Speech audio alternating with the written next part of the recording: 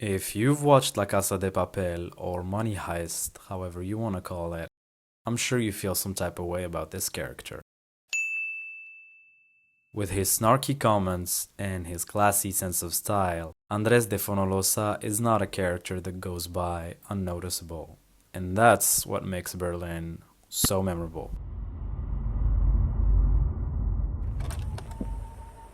Other than Tokyo, who's the main character of the story, Berlin is the first protagonist we're introduced to, and we quickly get an overview of the soon-to-be face of authority in the group. Played by the Spanish actor Pedro Alonso, Berlin has quickly become an all-time favorite amongst fans. He is the embodiment of quote-unquote charisma, as fans like to attribute to him over the years.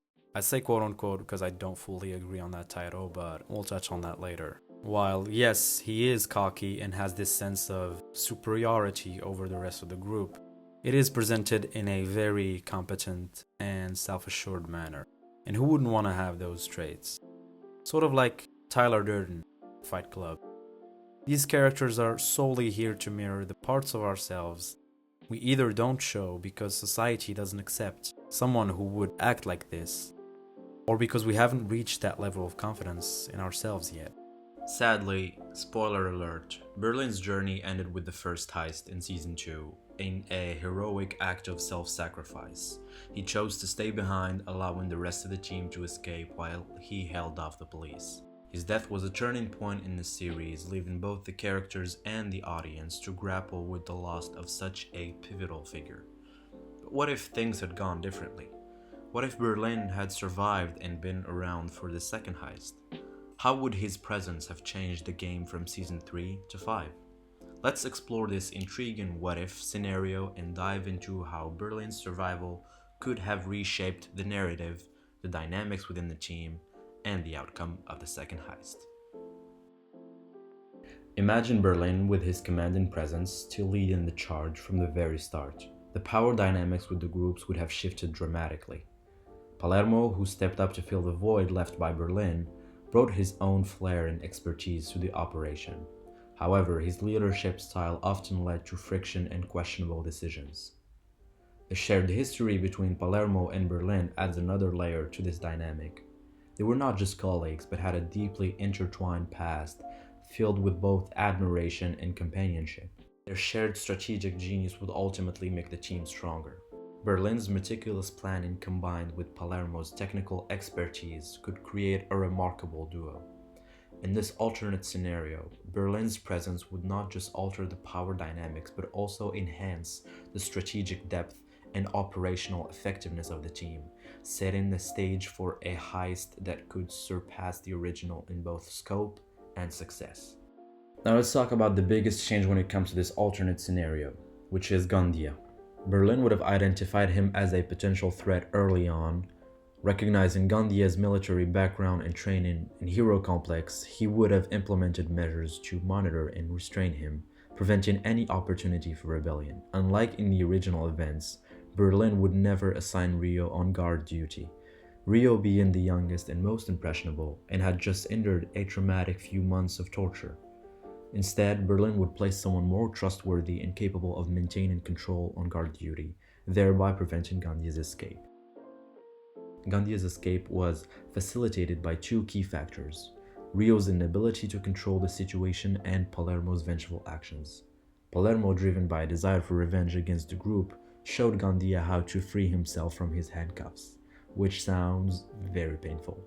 But why did Palermo act in such a vengeful way? To rewind, Nairobi had just been shot by the police, and that might not have been avoided even with Berlin around, given Nairobi's determination to speak with Alicia Sierra. Following Nairobi's shooting, the team was forced to perform an emergency operation, leading to a fierce conflict between Tokyo and Palermo. This fight resulted in Palermo being chained to a chair after attempting to leave through the front door. In an alternate scenario, with Berlin present, the fight surrounding Nairobi's fate would have played out differently. Both Berlin and Palermo would likely stand against Tokyo in the argument. However, with Berlin in charge, Palermo would feel a sense of loyalty and belief in Berlin's leadership, preventing him from acting on his urge to leave. Palermo's respect for Berlin would keep him committed to the team, avoiding the internal conflict that led to his vengeful actions, and thus Gandia's escape.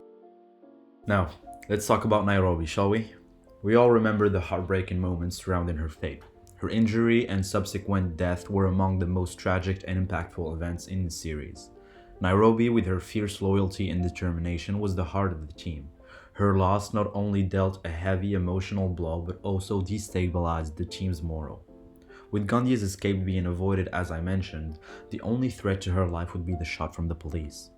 Berlin, who had previously shown a protective side towards his team, might have orchestrated a more effective rescue or negotiation for medical aid. Despite his ruthless exterior, Berlin's commitment to his team's well-being was evident. He showed time and time again that he was willing to go through lengths to protect and support his fellow heisters. Now, we all know that Nairobi survived her shot from the police, but had Berlin succeeded in orchestrating a rescue team, the impact on the team's morale would be profound. Nairobi's survival would serve as an example of hope and resilience, strengthening the team's unity. The emotional depth of the story would shift from a tale of a tragic loss to one miraculous survival. Ultimately, Berlin's influence could be the difference between life and death for Nairobi, altering the course of the heist and the team's journey.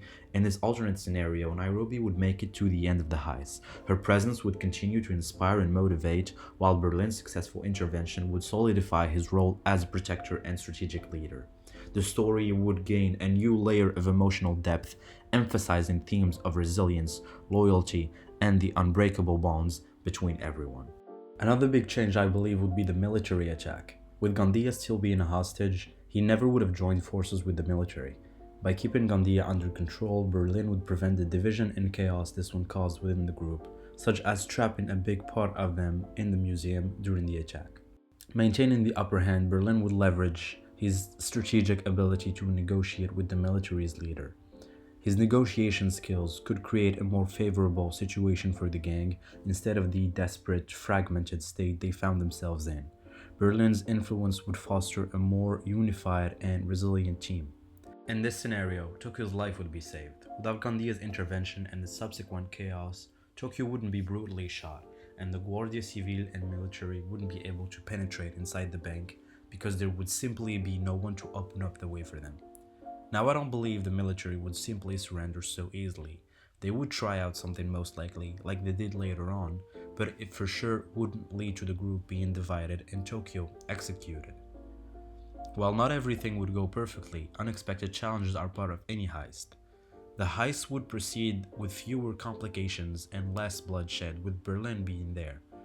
Helsinki would still be hurt, Nairobi would still need to recover from her shot, but I believe everyone would still be alive by the end of the heist.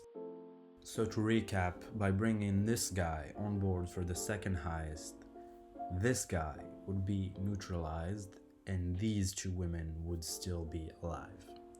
That's quite an impactful change if you ask me. As to how they would escape, I believe the professor would have assigned the negotiation with Tamayo to Berlin instead of heading there himself, and it would play out the exact same way, with them faking their deaths and getting new identities and starting over. That is all for today's video. Let me know if you think there would be some other changes, or if you think that the situation would be completely different from how I imagined it. There could be so many options, of course. And let me know which movie or TV show you want me to do next. Until then, I'll see you next time.